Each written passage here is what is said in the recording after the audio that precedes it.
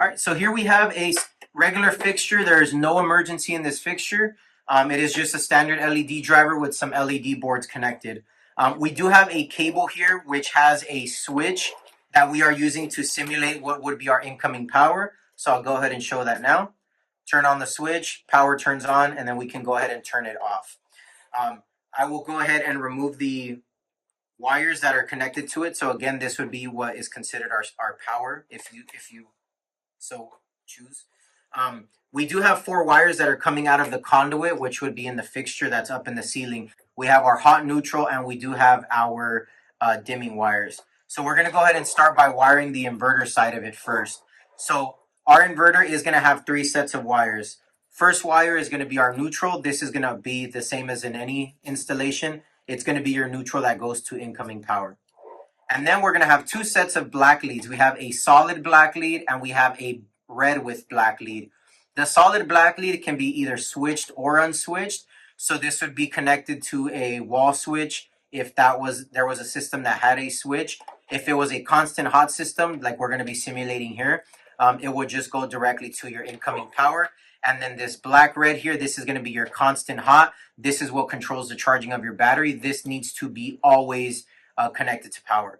Again, just for demonstration purposes, on our cable, we will tie them together to show, to simulate a power outage.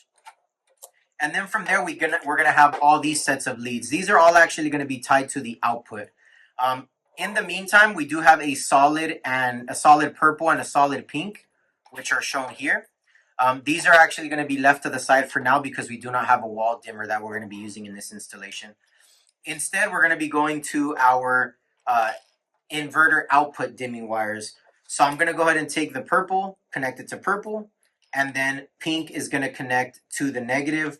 In this case, we have a gray wire, but it'll either be gray or pink depending on the age of the fixture that is being installed into.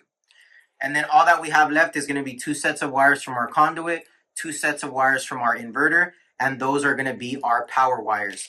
So we have the black with orange, that's going to be our inverter output hot, and then we have the white connect of the conduit connecting to the white with yellow from the inverter, that's going to be our neutral. And then here we have the last 2 sets of wires, which is the last thing that gets connected. These are 2 mating connectors that only connect to each other, nothing else. That's going to be our battery. So I'll go ahead and plug that battery in, and now we're going to go ahead and test this.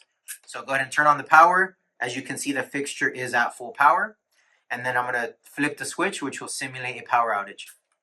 So flip the switch, and as you see there, the inverter slowly dims up the fixture, and now it is running an emergency.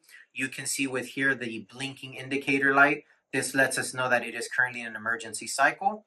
And then once this installation is done and the test switch is placed in a location where it can be easily seen, you do not need to go up into the ceiling to disconnect these batteries on the inverter.